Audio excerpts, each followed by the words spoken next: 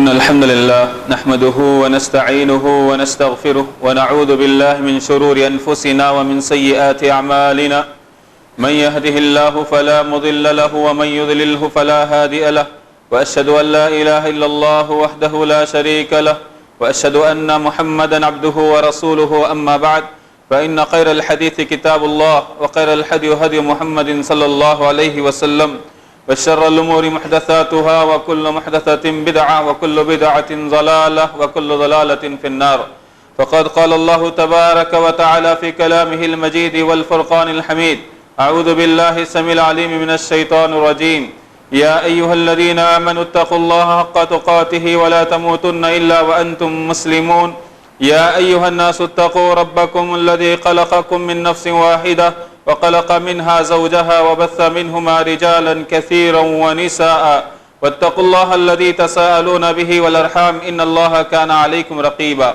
يا أيها الذين آمنوا اتقوا الله وقولوا قولا سديدا يصلح لكم أعمالكم ويغفر لكم ذنوبكم ومن يطع الله ورسوله فقد فاز فوزا عظيما وقال الله تعالى في موضع آخر أعوذ بالله السميع العليم من الشيطان الرجيم بسم الله الرحمن الرحيم فويل للمصلين الذين هم عن صلاتهم ساهون قابل احترام علماء کرام، بزرگوں، نوجوانان اسلام، پردہ نشین خواتین، آج کے اس جمعہ میں جمعہ کا موضوع ہے نماز میں ہونے والی غلطیاں۔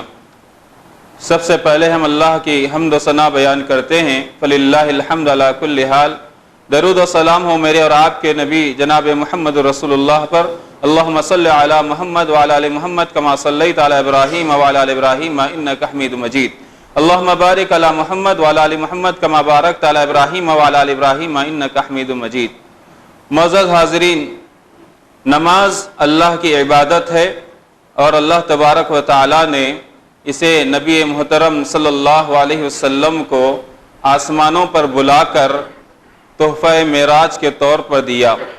میرے دوست اور بزرگوں، اللہ تعالیٰ سورہ معاون میں ارشاد فرماتا ہے فویل للمصلین، خرابی ہے، بربادی ہے نمازیوں کے لیے۔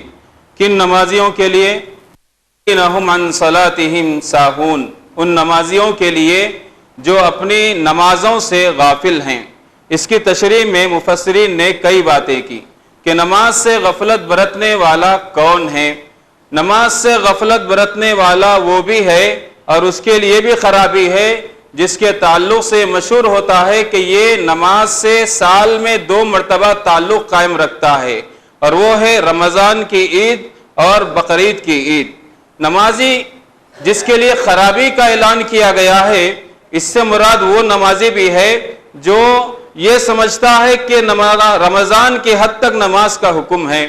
خرابی اس نمازی کے لیے بھی جو صرف جمعہ کا پابند ہوتا ہے، جمعہ کا عادی ہوتا ہے، صرف جمعہ کی نماز۔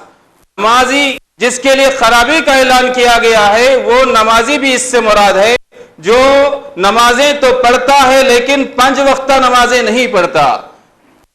اس نمازی کے لیے بھی ہے جو نماز تو 5 وقت کی پڑھتا ہے لیکن نماز نبوی نہیں ہوتی ہے۔ اور ان نمازیوں کے لیے بھی ہے، ان لوگوں کے لیے بھی ہے جو اپنے آپ کو اللہ کے ولی تو کہتے ہیں لیکن دراصل وہ اولیاء الشیطان ہیں، جن کا یہ دعویٰ ہے کہ ہم نماز دل میں پڑھتے ہیں، نعوذ باللہ۔ اور نمازیوں کے لیے اور ان لوگوں کے لیے بھی بربادی ہے جو یہ کہتے ہیں کہ ہم اللہ کی ذات میں نعوذ باللہ فنا ہو چکے ہیں، نماز کی ہم کو ضرورت ہی نہیں۔ فویل للمصلین الذین هم عن صلاتهم ساہون، خرابی ہے ان نمازیوں کے لیے جو اپنی نمازوں میں غافل ہے، نمازوں کے تعلق سے غافل ہے۔ اس آیت کی تفسیر میں جملہ جتنے اقسام بیان کیے گئے ہیں سب کو لایا گیا ہے۔ میرے دوست اور بزرگوں، ہمارا موضوع ہے نماز میں ہونے والی غلطیاں اور ان کی اصلاح۔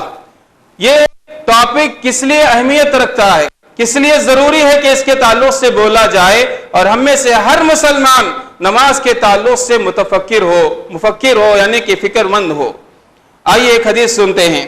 ابی ہریرہ رضی اللہ عنہ راوی ہیں، اللہ کے رسول صلی اللہ علیہ وسلم فرماتے ہیں ان اول ما يحاسب به العبد يوم القيامة بعمله من صلاته، قیامت کا دن ہوگا اور بندے کے اعمال میں سے جس عمل کے تعلق سے سب سے پہلے حساب لیا جائے گا، اللہ کے رسول صلی اللہ علیہ وسلم نے فرمایا صلاتہ، اس کی وہ نماز ہوگی۔ فَإِن صَلُحَتْ، اگر وہ نماز درست ہو، اللہ کے نبی نے فرمایا صلی اللہ علیہ وسلم فَقَدْ أَفْلَحَ وَأَنْجَحَ، وہ کامیاب ہو گیا، وہ کامران ہو گیا۔ اور اس کے بعد اللہ کے نبی صلی اللہ علیہ وسلم نے فرمایا وَإِن فَسَدَتْ، اگر اس کی نماز فاسد نکلی، بیکار نکلی، اللہ کے نبی نے فرمایا صلی اللہ علیہ وسلم فَقَدْ خَابَ وَخَسِرَ، وہ ناکام ہو گیا، وہ نامراد ہو گیا۔ یہ حدیث ترمذی اور نسائی کے اندر ہے۔ علامہ البانی رحمۃ اللہ علیہ نے اسے صحیح کہا، تو اس کے اندر بات بتا دی گئی کہ نماز درست نہیں تو دوسری روایت کی روشنی میں سارے اس کے درست نہیں ہوں گے، نماز درست ہوگی سارے اعمال اس کے درست شمار کیے جائیں گے۔ اسی لیے ہم میں سے ہر ایک کو اپنی نماز کے تعلق سے فکر مند ہونا چاہیے، ایسی نماز پڑھنی چاہیے ویسی سے اللہ نے بتلائی ہے۔ اللہ تبارک و تعالیٰ نے صرف نماز فرض نہیں کی بلکہ نماز کا طریقہ بھی بتلایا۔ دلیل کیا ہے؟ اللہ کے نبی صلی اللہ علیہ وسلم فرماتے ہیں، ابن عباس رضی اللہ عنہما راوی ہیں، امانی جبرائیل عند البیت، میری امامت کی جبرائیل علیہ السلام نے خانہ کعبہ کے پاس۔ اللہ کے نبی صلی اللہ علیہ وسلم کو نماز کے اوقات بتلائے گئے، نماز کے قواعد و شرائط بتلائے گئے، اور اللہ کے نبی صلی اللہ علیہ وسلم نے مالک ابن حویرث رضی اللہ عنہ راوی ہیں، بخاری کی حدیث ہے، ایک جماعت کی شکل میں نبی کریم کے پاس آتے ہیں اور 20 دن تک قیام کرتے ہیں۔ اللہ کے نبی 20 دن کے بعد انہیں حکم دیتے ہوئے کہتے ہیں کہ ارجعوا الی اہلیکم، اپنے گھر والوں کی طرف لوٹ جاؤ، وعلموہم ومروہم، اور انہیں تعلیم دو اور وہ احکامات سکھاؤ جو تم نے میرے پاس 20 دن ٹھہر کر سیکھے ہیں۔ اس کے بعد کیا کہتے؟ صلو کما رأیتمونی اصلی، یاد رکھنا نماز ویسی پڑھنا جیسے تم نے مجھے نماز پڑھتے ہوئے دیکھا ہے۔ اللہ اکبر۔ تو نماز ایسی ہونی چاہیے جیسے اللہ نے جبرائیل امین کے ذریعے سے محمد رسول اللہ صلی اللہ علیہ وسلم کو سکھائی، اور محمد رسول اللہ صلی اللہ علیہ وسلم نے امت کو یہ کہا کہ تم نماز ویسی پڑھو جیسے تم نے مجھے نماز پڑھتے ہوئے دیکھا ہے۔ میرے دوست اور بزرگوں، آئیے ہم جاننے کی کوشش کرتے ہیں۔ ہم کلمہ پڑھتے ہیں اشہد ان لا الہ الا اللہ واشہد ان محمد رسول اللہ۔ اللہ کے نبی کو رسول ماننے کا یہ تقاضا ہے کہ نبی کریم صلی اللہ علیہ وسلم نے جن چیزوں کا حکم دیا اسے بجا لایا جائے، جس سے روکا گیا ہے اس سے رکنا چاہیے، اور ہماری عبادتیں نبی کریم صلی اللہ علیہ وسلم کے طریقے کے مطابق ہونی چاہیے۔ اللہ کے نبی صلی اللہ علیہ وسلم نے ایک حکم دیا جس کی ہم عام طور پر خلاف ورزی دیکھتے ہیں مسجدوں کے اندر۔ ابو ہریرہ رضی اللہ عنہ راوی ہیں، اللہ کے نبی صلی اللہ علیہ وسلم نے فرمایا اذا سمعتم الاقامۃ فامشوا الی الصلاۃ وعلیکم بالسکینۃ والوقار، جب تم اقامت کی آواز سن رہے ہو تو تم نماز کو وقار کے ساتھ آؤ، اطمینان کے ساتھ آؤ، ولا تسرعوا، تم جلد بازی نہ کرو، فما ادرکتم من الصلاۃ، تم جو کچھ نماز میں سے رکعتیں پالو اس کو پڑھ لو، اور جو نمازیں تم سے جو رکعتیں جو تم سے چھوٹ جائے سلام پھیرنے کے بعد اٹھ کر اس کو پڑھ لو۔ یہ حدیث بخاری کی ہے۔ ہم جائزہ لیں، ہمارا بھائی وضو کرتا ہوا ہوتا ہے، جب وہ دیکھتا ہے کہ رکوع میں امام صاحب جانے والے ہیں تو دوڑ کر بھاگتا ہوا تیزی کے ساتھ آتا ہے، یہ خلاف سنت، اس کی اصلاح ضروری ہے۔ کیوں؟ آدمی جب بھاگتا ہوا آئے گا، دوڑتا ہوا آئے گا، اس کی سانس پھول رہی ہوگی، اللہ کا ذکر کرنا ہے نماز کے اندر، اطمینان نماز چاہتی ہے، ہم اس کے اندر ایسی حالت میں کیسے اطمینان کے ساتھ اللہ کا ذکر کر سکتے ہیں؟ اللہ کے نبی صلی اللہ علیہ وسلم نے اس سے منع فرمایا۔ آئیے میرے دوست اور بزرگوں، اللہ تعالیٰ قرآن مجید میں فرماتا ہے خذوا زینتکم عند کل مسجد، اے آدم کی اولاد، جب کبھی مسجد کو حاضری کا وقت ہو تو تم جو ہے زینت کو اختیار کرو۔ زینت سے مراد علماء کرام نے کہا کہ ایسا لباس جو انسان کے سطر کو ڈھانپے۔ نماز کے لیے ضروری ہے کہ ہمارا اپنا سطر چھپا ہوا ہونا چاہیے اور زینت اختیار کرنی چاہیے۔ زینت اچھی طرح سے کپڑے پہنے، صاف ستھرے کپڑے پہنے، کیونکہ ہم اللہ رب ذوالجلال کے سامنے آ کر کھڑے ہو رہے ہیں۔ میرے دوست بزرگوں، ابو ہریرہ رضی اللہ عنہ کی حدیث ہے، اللہ کے نبی صلی اللہ علیہ وسلم نے فرمایا لا یصلین احدکم فی الثوب الواحد لیس علی عاتقیہ شیء، تم میں سے کوئی آدمی ایک کپڑے میں نماز نہ پڑھے اس حال میں کہ اس کے دونوں کندھے کھلے ہوئے ہوں۔ پہلے کیا ہوتا تھا؟ ازار لنگی کی طرح نیچے کپڑا باندھ لیا جاتا اور دوسرا کپڑا اپنے اوپر جو ہے اوڑھ لیا جاتا۔ ابن عمر رضی اللہ عنہما ان کے شاگرد نافع کو دیکھتے ہیں کہ ایک کمرے میں وہ نماز پڑھ رہے ہیں، صرف ازار ہے، لنگی ہے اور اوپر کا کپڑا نہیں ہے۔ حضرت ابن عمر رضی اللہ عنہ پوچھا میں نے تو تم کو 2 کپڑے دیے تھے، کہاں ہیں؟ کس لیے تم ایک کپڑے میں نماز پڑھ رہے ہو؟ کیا تم جب گھر سے باہر نکلتے ہو تو اسی حالت میں جاتے ہو؟ تو کہتے ہیں نہیں، میں جو ہے زینت کے ساتھ باہر نکلتا ہوں۔ عمر نے کہا رضی اللہ عنہما کہ فاللہ احق و یتجمل لہ، تو اللہ زیادہ مستحق ہے کہ اس کے لیے زینت اختیار کی جائے۔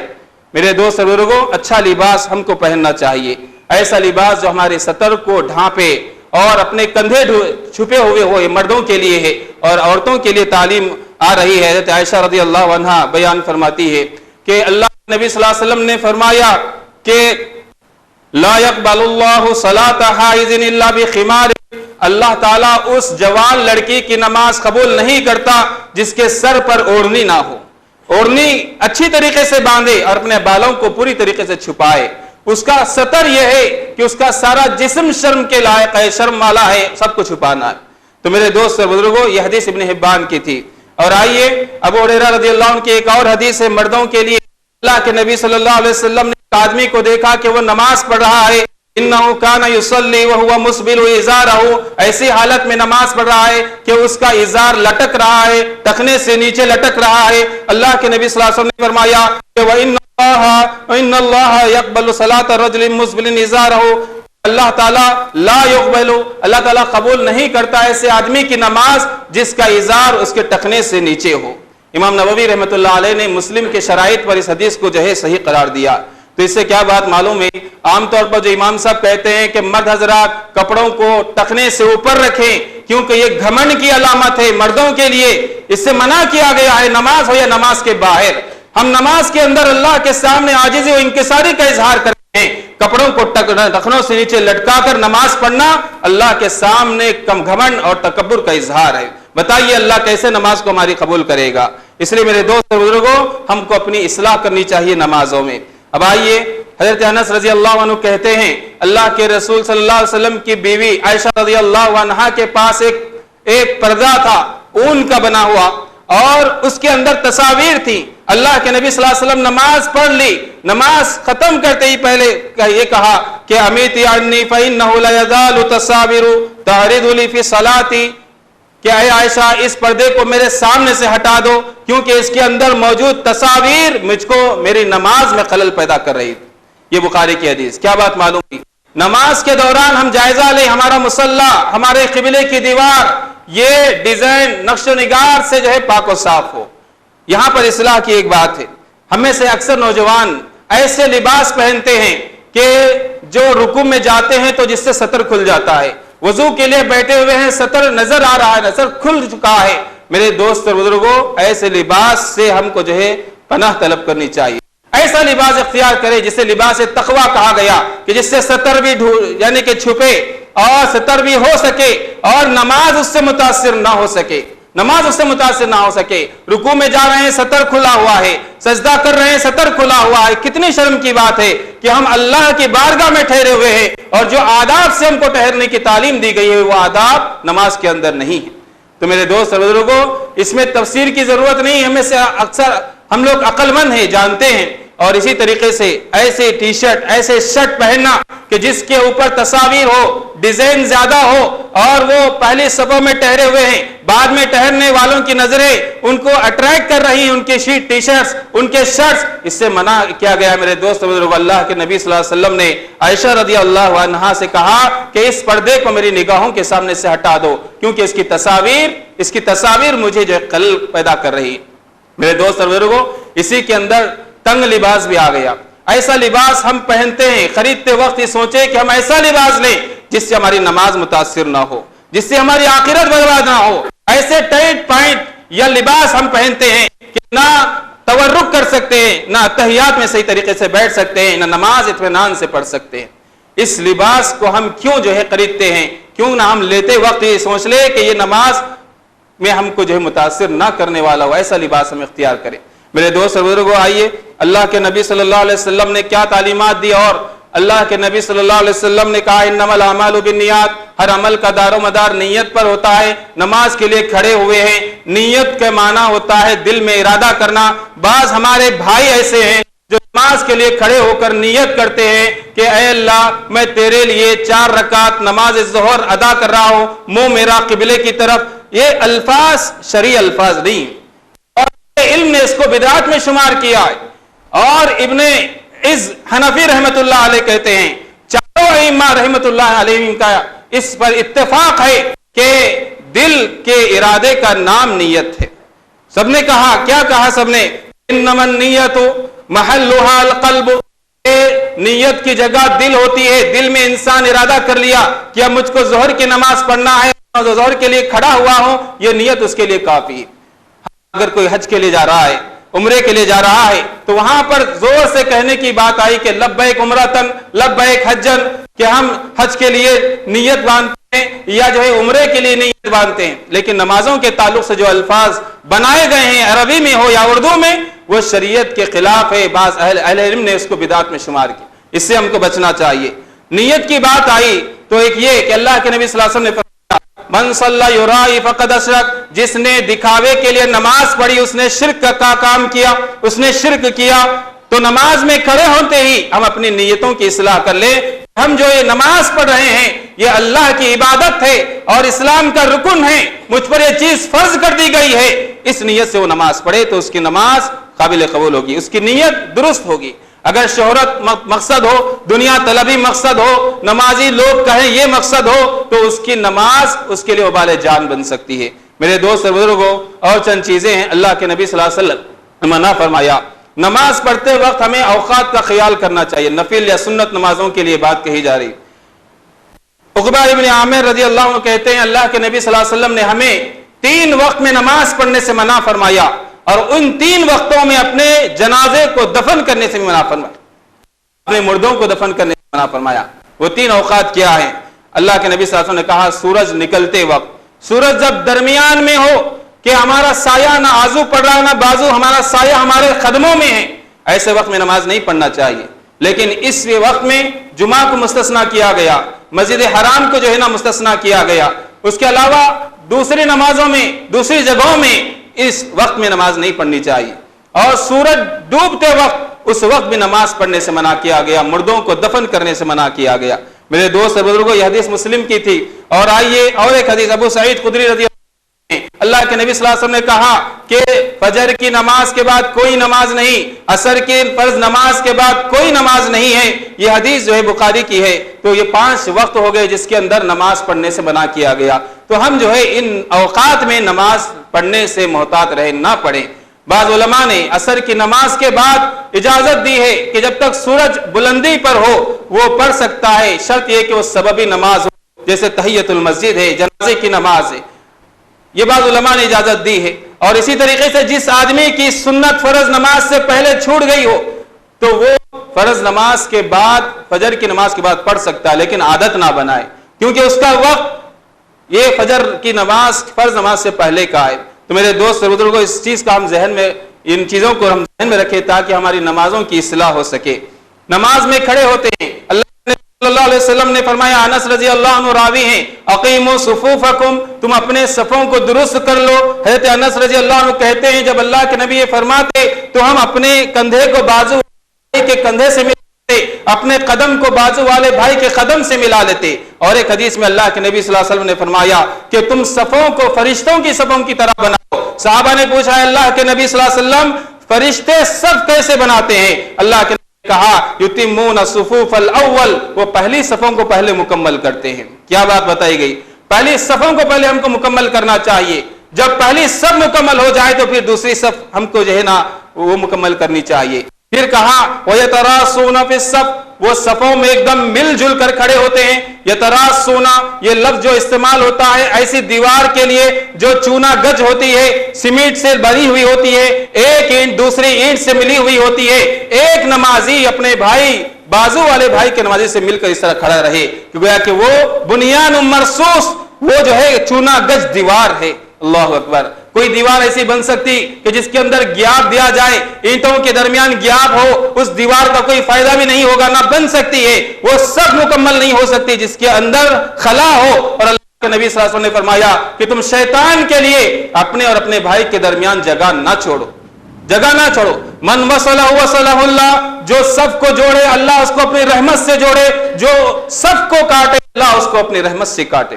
میرے دوست بزرگوں، یہ صف کے اندر اتحاد کا درس دیا گیا ہے، اور ہمارے پاس چھوت چھات نہیں ہے۔ ایک ہی صف میں کھڑے ہو گئے محمود و ایاس، کوئی بندہ رہا نہ کوئی بندہ رواس۔ کیوں کہا گیا کہ سب یہاں مل کر اللہ کے سامنے کھڑے ہوئے ہیں، اور یہ اتحاد کی تعلیم اللہ نے نمازوں کے اندر اس کی ٹریننگ دی، اس سے آپس میں محبت پیدا ہوتی ہے۔ اگر یہ سب بندی نہیں کی جائے گی، اللہ کے نبی صلی اللہ علیہ وسلم نے فرمایا کہ اللہ تمہارے دلوں میں اختلاف برپا کر دے گا۔ اللہ اکبر۔ آج جو مسلمانوں میں اختلاف نظر آتا ہے، چیزیں بھی اس کے سبب ہیں کہ لوگوں کی صفیں مکمل نہیں ہیں، جس کے اندر جو طریقہ اللہ کے نبی صلی اللہ علیہ وسلم کا بتایا گیا ہے ہم اس کے خلاف سب بندی کرتے ہیں۔ میرے دوست اور بزرگوں، اللہ کے نبی صلی اللہ علیہ وسلم کی ایک اور حدیث جس میں ہماری کوتاہی ہوتی ہے، ابو ہریرہ رضی اللہ عنہ راوی ہیں، اللہ کے رسول صلی اللہ علیہ وسلم نے فرمایا اذا اقیمت الصلاۃ فلا صلاۃ الا المکتوبہ، جب فرض نماز کے لیے اقامت کہی جائے تو پھر کوئی دوسری نماز نہیں ہے۔ یہ حدیث مسلم کی ہے۔ فجر کے موقع پر عام طور پر اس سنت پر عمل نہیں ہوتا ہے، خلاف ورزی ہوتی ہے۔ امام صاحب نماز شروع کر دیتے ہیں، پیچھے سنت پڑھنے والے سنت پڑھتے ہیں، یہ خلاف سنت ہے، شریعت کے خلاف، اللہ کے نبی کے قول کے خلاف۔ اللہ کے نبی صلی اللہ علیہ وسلم نے کہا جب فرض نماز کھڑی ہو جائے کوئی نماز نہیں سوائے فرض نماز کی، تو ہمیں اس کا لحاظ رکھنا چاہیے۔ اور آئیے ابن عمر رضی اللہ عنہما بیان فرماتے ہیں، اللہ کے رسول صلی اللہ علیہ وسلم نے فرمایا لا تصلی الا الی ستر، سے کوئی نماز نہ پڑھے مگر سترے کی طرف، سترہ سامنے رکھ کر نماز پڑھے۔ امام کا سترہ مقتدی کے لیے کافی ہے، اگر مقتدی نفل سنت پڑھ رہا ہے تو اپنے سامنے سترہ رکھے۔ سترہ کہتے ہیں کسی چیز جو نمازی اپنے سجدے کے سامنے، سجدے کی جگہ سے دور رکھ لے تاکہ گزرنے والوں کے لیے سہولت ہو جائے، اللہ کے نبی کی تعلیم۔ حضرت عمر رضی اللہ عنہ نے ایک آدمی کو دیکھا کہ مسجد کے درمیان میں سنت پڑھ رہا ہے، اس کی گدی پکڑی اور ایک دیوار کے پاس لے گئے یا ستون کے پاس، کہا صلی الیہ، اب اس کی طرف پڑھ۔ صحابہ اکرام اس قدر ناپسند کرتے تھے اس آدمی کو دیکھتے جو سترے کے بغیر نماز پڑھتا ہے۔ کیوں؟ اللہ کے نبی صلی اللہ علیہ وسلم نے فرمایا کہ جب ایک آدمی کسی نمازی کے سامنے سے گزرتا ہے تو اس کا اتنا بڑا گناہ ہے، اتنا بڑا گناہ ہے، اگر وہ گناہ بتا دیا جائے تو گزرنے والا 40 ٹھہرنا ٹھہرے گا لیکن گزرے گا نہیں۔ 40 سال کہا، 40 دن کہا یا 40 مہینے کہا، نہیں بتایا گیا۔ اتنا بڑا گناہ ہے کہ نمازی کے سامنے سے گزرنا۔ اسی لیے نماز پڑھنے والے کے لیے تعلیم دی گئی کہ وہ سترہ رکھ کر نماز پڑھے۔ جب وہ سترہ رکھ لے گا تو اس کے پیچھے سے لوگ جائیں گے تو گنہگار نہیں ہوں گے، اور اگر وہ سترہ نہیں رکھے گا تو پھر جو ہے گناہ اس کو بھی ہوگا اور اس کو بھی ہوگا، کیونکہ اس نے سنت کے مطابق سترہ نہیں رکھا اور یہ جو ہے سامنے سے گزر گیا۔ تو میرے دوست اس چیز کا ہمیں لحاظ رکھنا چاہیے۔ اب آئیے، حضرت اللہ تعالیٰ قرآن مجید میں مومن کی نماز کا تذکرہ کرتے فرماتا ہے کہ الذین ھم فی صلاتہم خاشعون، مومن وہ ہے جس کے نماز میں خشوع اور خضوع ہوتا ہے، جس کا ذہن دماغ اللہ کی طرف ہوتا ہے اور اس کا دماغ پورا نماز میں ہوتا ہے، نماز کے باہر نہیں ہوتا۔ اسی لیے اللہ کے نبی صلی اللہ علیہ وسلم نے ایسی چیزوں سے منع کیا جو نمازی کے خشوع اور خضوع کو جو ہے نا برخاست کر دے۔ مثال اللہ کے نبی صلی اللہ علیہ وسلم فرماتے ہیں، عائشہ رضی اللہ عنہا راوی ہے، لا صلاۃ بحضرۃ الطعام ولا هو يدافعه الاخبثان، مسلم کی حدیث سے اللہ کے نبی صلی اللہ علیہ وسلم نے فرمایا ایک آدمی نماز کے لیے کھڑا ہوا ہے، حالانکہ اس کے سامنے کھانا نکال دیا گیا تھا، وہ نماز میں جا کر کھڑا ہو گیا، اس کی نماز نہیں ہوگی۔ اور ایک ایسا آدمی جو نماز میں ٹھہر کر لڑ رہا ہے قضاء حاجت سے، روکنے کی، کنٹرول کرنے کی کوشش کر رہا ہے، حالانکہ نماز میں کھڑے ہونے سے پہلے اس کو محسوس ہو چکا تھا کہ مجھ کو ضرورت کو جانا ضروری ہے، اللہ کے نبی نے کہا اس کی نماز نہیں ہوئی، کھانا دیکھا، ضرورت آ رہی ہے، ایسے وقت میں وہ اقامت کی آواز سن کر نماز میں کھڑا ہو گیا تو اس کی نماز اس لیے نہیں ہوگی کہ اس کا جسم نماز میں ہے، اس کا دل و دماغ نماز میں نہیں۔ اللہ کے نبی صلی اللہ علیہ وسلم نے ایسی نماز سے تعلق سے کہا کہ نماز ہی نہیں ہوئی۔ اور میرے دوست اور بزرگوں، موجودہ دور میں جو خشوع خضوع کو خراب کرنے والی ایک چیز ہے وہ ہے موبائل فون۔ نماز پڑھ رہے مسجد میں، ہم نے مسجد کو چرچ بنا دیا، چرچوں میں جیسے میوزک کی دھن ہوتی ہے جس میں عبادت کی جاتی ہے، آج مسجدوں کے اندر مسجدوں کا احترام جو ہے ختم ہو رہا ہے موبائل فونوں کے ذریعے سے۔ جس طرح وضو کرنا نہیں بھولتے نماز سے پہلے، اگر ہم موبائل فون کو بند کرنا نہ بھولے تو کیا فائدہ؟ نماز میں ایک کی بیل بستی ہے، سب کا دماغ اس کی طرف چلا جاتا ہے، کوئی جو ہے وائبریٹ پر رکھتا ہے پھر بھی اس کا دماغ ہوتا ہے، کس کا فون آیا پتا نہیں، نماز سے اس کا دل جو ہے، اس کا دماغ غائب۔ تو میرے دوست بزرگوں، ایسی نماز کی مثال ایسی ہے جیسے ایک مردہ ہے جس کے جسم سے جو ہے روح نکل چکی ہے، اس جسم کی کوئی اہمیت نہیں ہوتی، اسے لے جا کر گڑھے میں دفنا دیا جاتا ہے۔ ایسی نمازیں جو خشوع خضوع سے خالی ہوتی ہیں، اللہ تعالیٰ اس کے منہ پر مار دیتا ہے، اس کو نماز کو اللہ تعالیٰ قبول نہیں فرماتا۔ یہ ضروری حرکتیں نماز کی حالت میں نہیں کرنا چاہیے تاکہ ہم خضوع کو برقرار رکھیں۔ اس کا ایک طریقہ کیا ہے؟ حدیث جبرائیل میں اللہ صلی اللہ علیہ وسلم نے فرمایا، اعبد اللہ کأنک ترى، تم اللہ کی عبادت ایسے کرو جیسے کہ تم اللہ کو دیکھ رہے ہو، فإن لم تكن ترى فإنه يراك، اگر تم اللہ کو نہیں دیکھ سکتے تو یہ یقین رکھ کر نماز پڑھو کہ اللہ تمہیں دیکھ رہا ہے۔ تو کیا ہوگا؟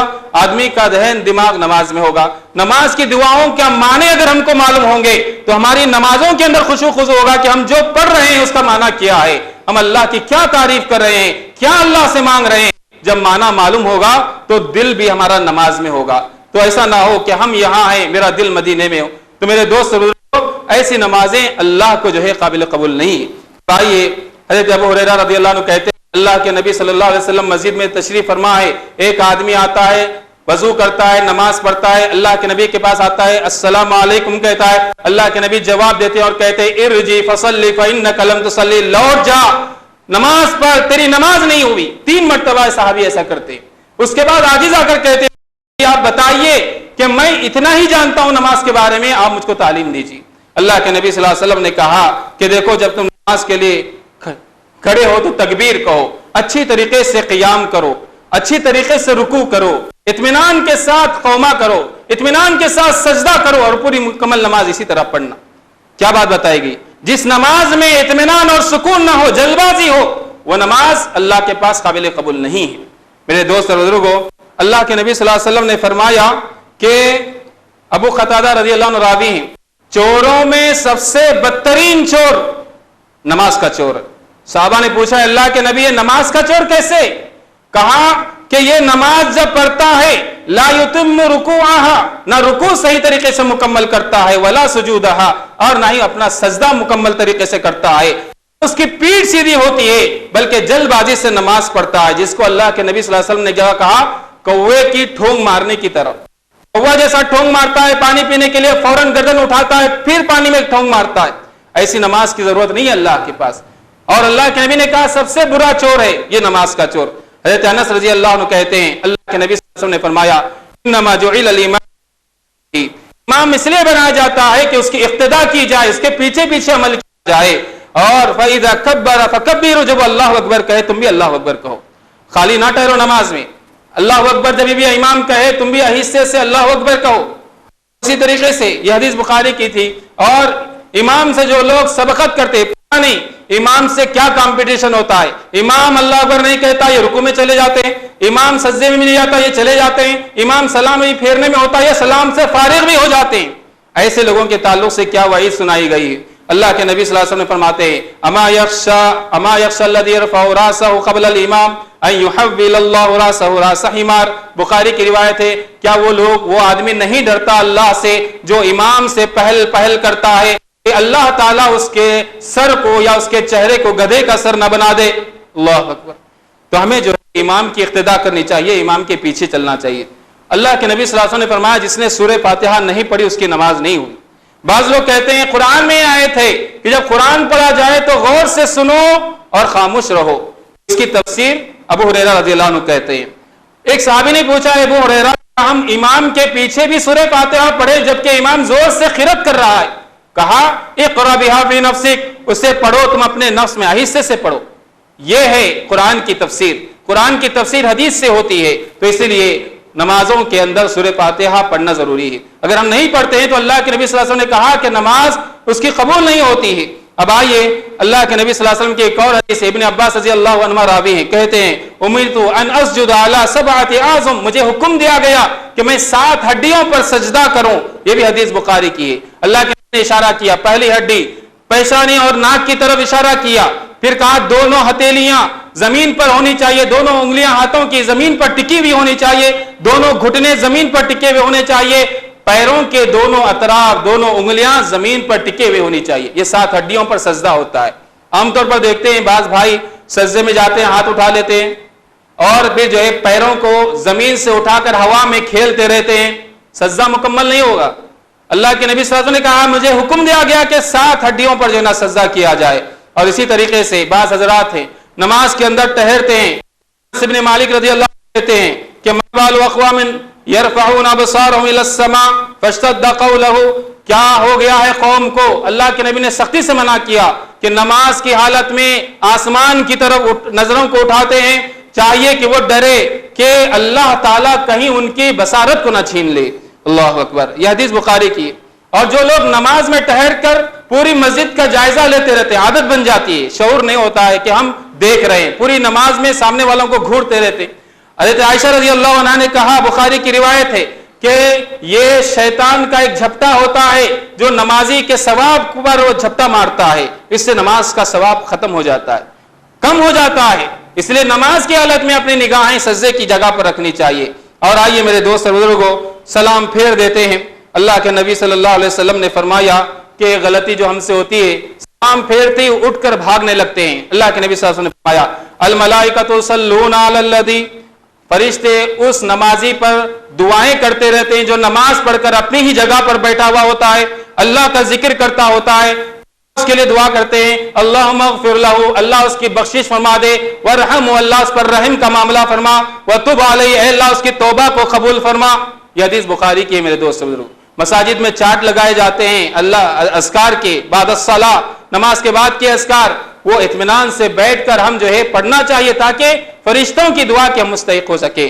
اور ایک حدیث ہے ابو داؤد کے، اللہ کے نبی صلی اللہ علیہ وسلم نے فرمایا، منع کیا اللہ کے نبی نے کہ مسجد میں کوئی جگہ اپنے لیے خاص کر لے، ریزرویشن کوئی نہیں کر سکتا مسجد کے اندر، کیونکہ اللہ کا گھر ہے، اور یہاں پر جو پہلے آیا وہ مستحق ہے، مسجد میں کہیں بھی وہ بیٹھ سکتا ہے۔ اللہ کے نبی صلی اللہ علیہ وسلم نے فرمایا تم میں سے کوئی اونٹ کی طرح اپنی جگہ کو اللہ کے گھر میں مخصوص نہ کرے۔ اونٹ کی عادت ہے جو اس کے لیے جگہ بنائی جاتی ہے وہیں پر جا کر وہ بیٹھتا ہے، تو تم مسجد کے اندر اپنے لیے جگہ کو مخصوص نہ کر لو۔ عام طور پر ہوتا ہے ایک مصلی بیٹھ گیا، دوسرا تھا میری جگہ ہے تو کیوں بیٹھا، گھور کر دیکھتا ہے، یہ خلاف سنت، یہ خلاف سنت۔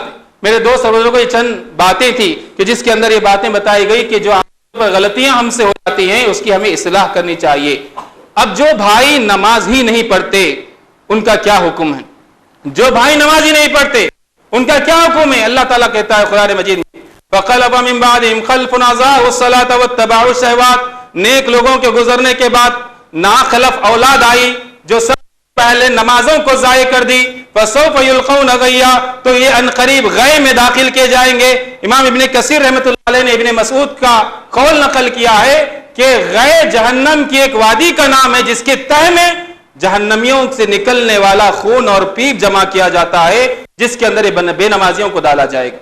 چلیے حشر کا میدان ہوگا، اللہ تعالیٰ قرآن مجید میں فرماتا ہے یوم یکشف عن ساق ویدعون الی السجود فلا یستطیعون، حشر کا میدان ہوگا۔ امام بخاری نے اس آیت کی تفسیر میں لکھا ہے کہ اللہ اپنی پنڈلی کو کھول دے گا، سب لوگوں کو سجدے کی طرف دعوت دی جائے گی، سب اللہ کی طرف سجدے کے لیے دوڑ پڑیں گے، لیکن بعض بد نصیب ایسے ہوں گے، اللہ کہتا ہے فلا یستطیعون، سجدہ کرنے کی طاقت نہیں رکھیں گے، کیونکہ ان کی کمروں کو اللہ تعالیٰ تختے کے مانند سخت کر دے گا کہ جھکنے کی صلاحیت ان کی کمروں میں نہیں رہے گی۔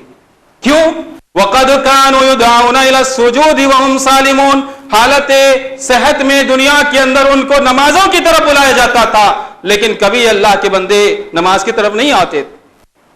اور حشر کا ہی میدان، اللہ کے نبی کی حدیث صلی اللہ علیہ وسلم، ایسے بے نمازیوں کو قارون کے ساتھ، فرعون کے ساتھ، حامان کے ساتھ ان کا حشر ہوگا، اور اللہ کے نبی صلی اللہ علیہ وسلم نے کہا کہ ان کو جہنم میں پھینک دیا جائے گا۔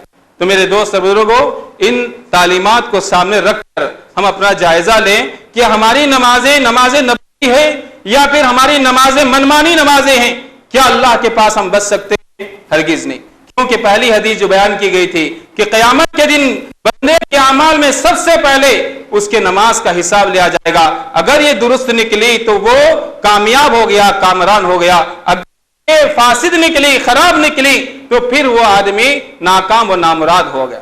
اللہ سے آخر میں دعا ہے اللہ تعالیٰ ہمارے کہنے اور سننے میں اخلاص عطا فرمائے، اللہ تعالیٰ ہم سب کو نمازی بنائے، نماز کی کوتاہیوں سے اللہ تعالیٰ ہماری اصلاح فرمائے، اللہ تعالیٰ جب تک دنیا میں رکھے ایمان رکھے اور ہمارا خاتمہ ایمان پر فرمائے، اللہ تعالیٰ ہمیں ہمارے گھر والوں کو نیک و صالح بنائے، اللہ تعالیٰ ہمارے والدین کی مغفرت فرما، اللہ ہمارے اساتذہ کی مغفرت فرما، اللہ ہم سب کو نیک و صالح بنا، اپنی اولاد کی صحیح تربیت کرنے کی توفیق عطا فرما، اللہ جہاں کہیں مسلمان پریشان حال ہے اللہ ان کی مدد فرما، اے اللہ دنیا میں جہاں بھی مسلمان مظلوم ہے اللہ ان مظلوم مسلمان بھائیوں کے اللہ تو مدد فرما، اے اللہ ظالموں کو تو بہتر انجام بتانے والا ہے، اے اللہ تو ان کے لیے کافی ہے، اللہ مسلمانوں کی تو مدد فرما، اللہ تعالیٰ ہمیں جب تک دنیا میں رکھے اللہ کتاب و سنت پر قائم رکھے، بدعت و خرافات سے اللہ ہم سب کی حفاظت فرما، اللہ تعالیٰ ہم میں جو نوجوان بے روزگار ہے اللہ ان کو اللہ تعالیٰ بہتر اور ذرائع عطا فرما، اللہ تعالیٰ ہم میں سے ہر ایک کی جائز مرادوں خواہشات کو اللہ اپنے فضل و کرم سے پورا فرما دے، اللہ تعالیٰ ہمیں جو بیمار ہے اللہ ان کو شفاء کاملہ عاجلہ عطا فرما، اے اللہ جو قرض کے تلے دبے ہوئے اللہ ان کے قرض کی ادائیگی کے اسباب و ذرائع عطا فرما، اے اللہ ہمارے بزرگوں کے سائے کو ہم پر قادر قائم رکھ تاکہ وہ ہماری بہتر رہنمائی کر سکے، اللہ ان کو صحت عطا فرما، عافیت عطا فرما، اے اللہ جن کے بھی ماں باپ دنیا سے گزر چکے ہیں اے اللہ ان کی مغفرت فرما دے، اے اللہ ان کی اولاد کو اس قدر قابل بنا کہ جب وہ ہاتھ اٹھائیں اپنے ماں باپ کے حق میں اللہ ان کی دعاؤں کو ان کے ماں باپ کے حق میں تو قبول فرما، واقول قولی ھذا واستغفر اللہ لی ولکم ولسائر المسلمین وآخر دعوانا الحمد للہ رب العالمین، السلام علیکم۔